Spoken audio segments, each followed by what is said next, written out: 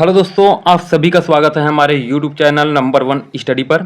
और आज की इस वीडियो में हम बात करने वाले हैं त्रिस्तरीय पंचायत की संरचना और 73वां संविधान संशोधन से संबंधित 104 महत्वपूर्ण क्वेश्चन के बारे में, जो एडीओ और सीजी व्यापम के अन्य एग्जाम के लिए महत्वपूर्ण होंगे।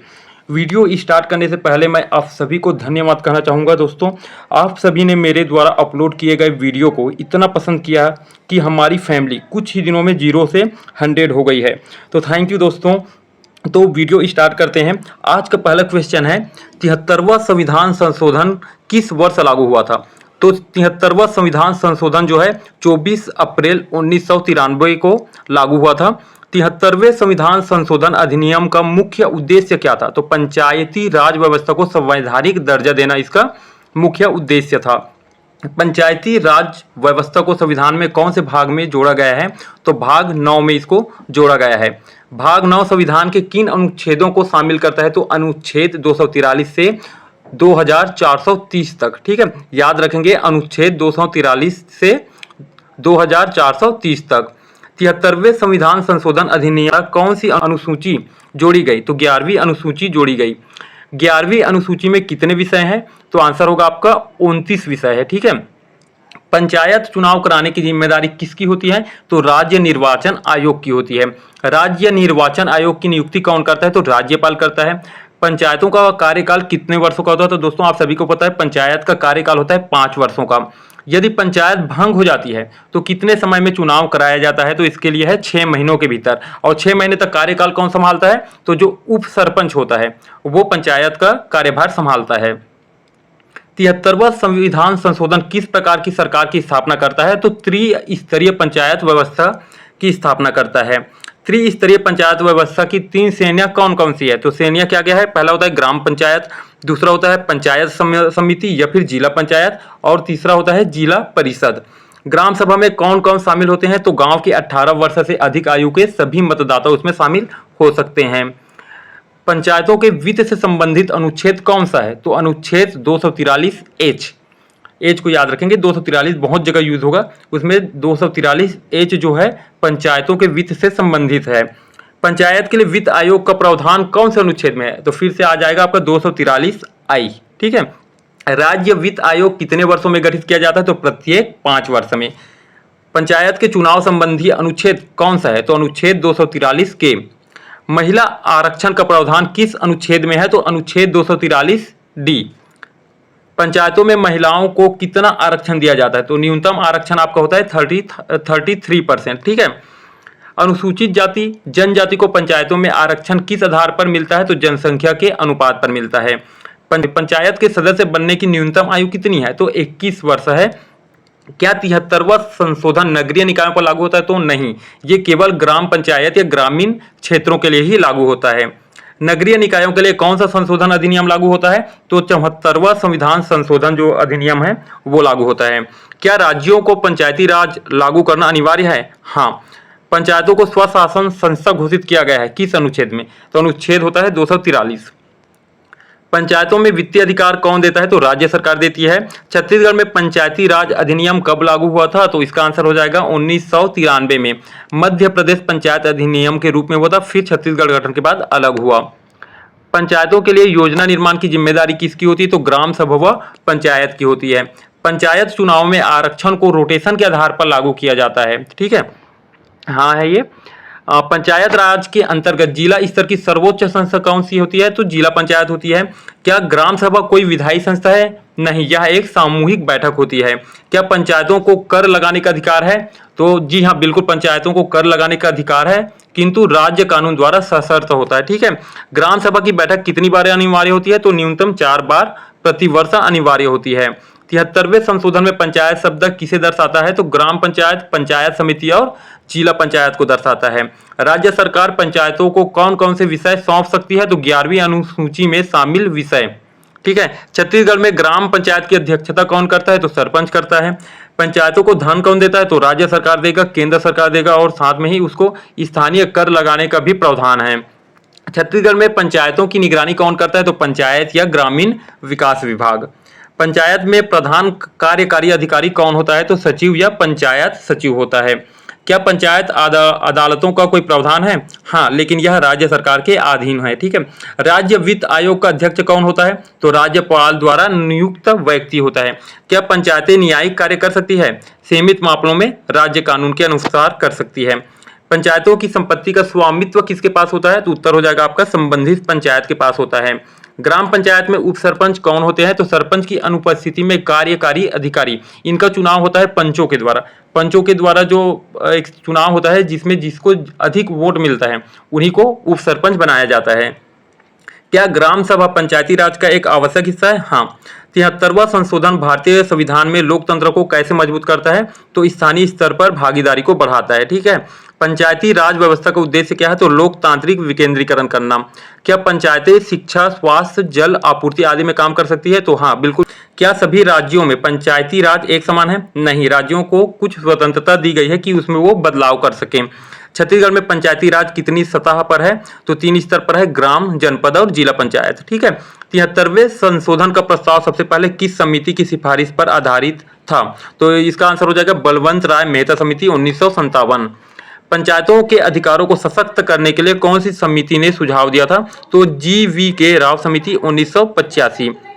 राज्य निर्वाचन आयोग के प्रमुख को क्या कहा जाता है? तो राज्य चुनाव आयुक्त कहा जाता है। क्या पंचायतों के सदस्यों को हटाने का प्रावधान है? तो बिल्कुल है, राज्य कानून के अनुसार। क्या ग्राम सभा कोई संवैधानिक निकाय है? हाँ, 73वें संशोधन के तहत। पंचायतों के लिए कितने स्तरों की प्रणाली 73वें संशोधन में अनिवार्य की गई है? तो 3 स्तरों की प्रणाली जो है वो अनिवार्य की गई है। क्या कोई राज्य पंचायतों की संख्या कम कर सकती है? हाँ, राज्य सरकार अपने कानूनों के अनुसार कर सकता है। अनुसूचित क्षेत्रों में पंचायती राज व्यवस्था लागू करने के लिए विशेष प्रावधान किस अनुच्छेद में है? तो अनुच्छेद 243 एम और पेशा अधिनियम 1996 के आधार पर। ठीक है। छत्तीसगढ़ में अनुसूचित क्षेत्रों के लिए कौन सा अधिनियम पंचायतों पर लागू होता है? तो पेशा एक्ट 1996 जो है पंचायत एक्सटेंशन टू स्कूडल एरियाज। ठीक है। पेशा अधिनियम किन राज्यों में लागू होता है? तो उन राज्यों में जहां अनुसूचित क्षेत्र है। ठीक है। जैसे कि छत्तीसगढ़ में, झारखंड में और उड़ीसा में। क्या पंचायतों को न्यायिक शक्तियां दी जा सकती है? हाँ, राज्य कानून द्वारा सीमित न्यायिक अधिकार होते हैं। पंचायतों के खर्चों की ऑडिटिंग कौन करता है? तो राज्य सरकार द्वारा नियुक्त ऑडिटर या फिर राज्य लेखा परीक्षक संस्था। ठीक है। क्या पंचायतें स्वयं सहायता समूहों के साथ काम कर सकती है? बिल्कुल हाँ, विशेष रूप से किसके साथ? महिला सशक्तिकरण में। त्रिस्तरीय प्रणाली हर राज्य में अनिवार्य है। क्या यह केंद्र शासित प्रदेशों पर भी लागू होता है? नहीं, केंद्र शासित प्रदेशों में यह लागू नहीं होता है।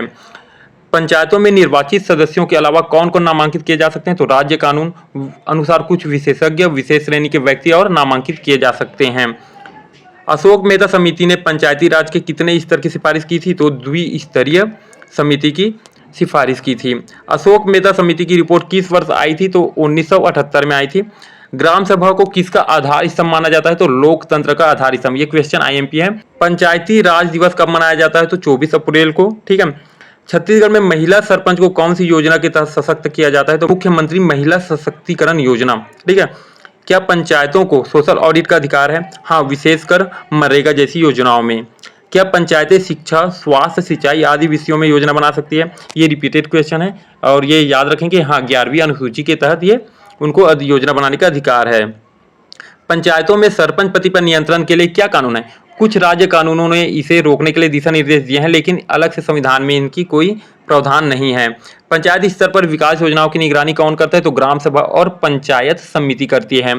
संविधान में स्थानीय स्वशासन शब्द किस अनुच्छेद से आया है? तो अनुच्छेद 40 राज्य नीति निर्देशक सिद्धांत के आधार पर आया है। त्रिस्तरीय पंचायत प्रणाली में कितने स्तर होते हैं? तो जैसे कि नाम से स्पष्ट है, 3 स्तर होते हैं। कौन कौन से होते हैं? ग्राम पंचायत, जनपद पंचायत और जिला पंचायत। देख लीजिए इसको, जनपद पंचायत को खंड पंचायत या मध्यम पंचायत या मिडिल पंचायत भी कहते हैं, ये याद रखेंगे। त्रिस्तरीय पंचायत प्रणाली का आधार क्या है? तो त्रिस्तरीय पंचायत प्रणाली का आधार है 73वें संविधान संशोधन अधिनियम 1992। ठीक है।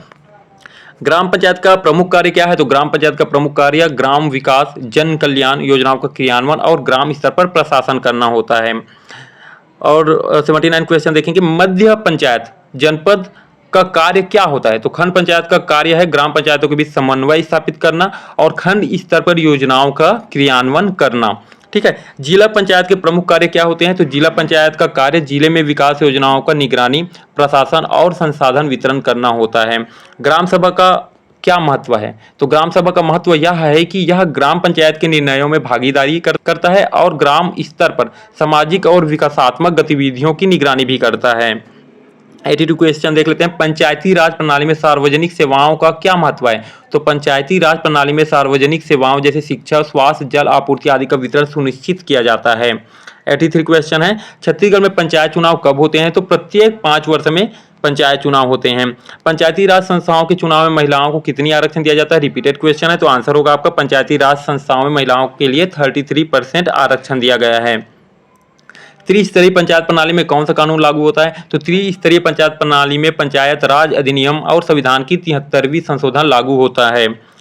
पंचायती राज में सरपंच का क्या कार्य है? तो सरपंच का कार्य ग्राम पंचायत के कार्यों की निगरानी करना और पंचायत के फैसलों को लागू करना होता है। जिला पंचायत का अध्यक्ष किसे कहा जाता है? तो जिला पंचायत का अध्यक्ष होता है जिला पंचायत प्रेसिडेंट। ठीक है। खंड पंचायत का गठन किस आधार पर होता है? तो खंड पंचायत का गठन होता है पंचायत क्षेत्र के तहत पंचायत स्तर पर प्रशासनिक कार्यों को संचालित करने के लिए किया जाता है।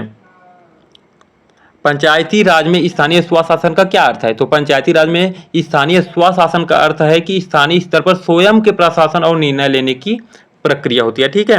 पंचायत के चुनावों के लिए निर्वाचन आयोग की भूमिका क्या है? तो पंचायती चुनाव के लिए निर्वाचन आयोग चुनाव प्रक्रिया की निगरानी करता है और चुनाव निष्पक्ष रूप से कराने की जिम्मेदारी भी निभाता है। पंचायती राज संस्थाओं के विकास में 73वें संविधान संशोधन का क्या योगदान है? तो 73वें संविधान संशोधन ने पंचायतों को संवैधानिक दर्जा दिया है और उन्हें अधिकार प्रदान किए जिससे पंचायतों का प्रभावी विकास हो सके या हुआ है। ठीक है। 93 क्वेश्चन देख लेते हैं। पंचायत के लिए वित्तीय संसाधन किस प्रकार प्रदान किए जाते हैं? तो पंचायतों के लिए वित्तीय संसाधन राज्य और केंद्र सरकार से विभिन्न योजनाओं और अनुदानों के माध्यम से प्रदान किए जाते हैं। 94 क्वेश्चन है। पंचायती राज के तहत कौन से मुख्य कार्य होते हैं? तो पंचायतों के तहत सार्वजनिक सेवाओं को वितरण होता है, ग्राम विकास, जल आपूर्ति, स्वच्छता, स्वास्थ्य सेवाएं, शिक्षा आदि प्रमुख कार्य होते हैं। पंचायत चुनाव में कितने पदों पर आरक्षण होता है? तो 33% पर। ठीक है ना। किसके किसके लिए? महिलाओं के लिए, अनुसूचित जाति के लिए, अनुसूचित जनजाति और पिछड़ा वर्ग के लिए। पंचायती राज अधिनियम के तहत ग्राम पंचायतों को किस तरह की शक्तियां दी गई है? तो ग्राम पंचायतों को क्या दी गई है? वित्तीय स्वायत्तता, विकास योजनाओं को लागू करने की शक्ति और स्थानीय स्तर पर प्रशासनिक कार्यों की जिम्मेदारी दी गई है। पंचायती राज संस्थाओं के चुनाव में मतदाता कौन होते हैं? तो प्रत्येक व्यक्ति अब जो उस ग्राम पंचायत में निवास करते हैं जो 18 वर्ष से अधिक आयु के हो उसे ये अधिकार है कि वो मतदान कर सकता है। ठीक है। यह बोला गया कि उसी ग्राम या क्षेत्र के नागरिक होते हैं।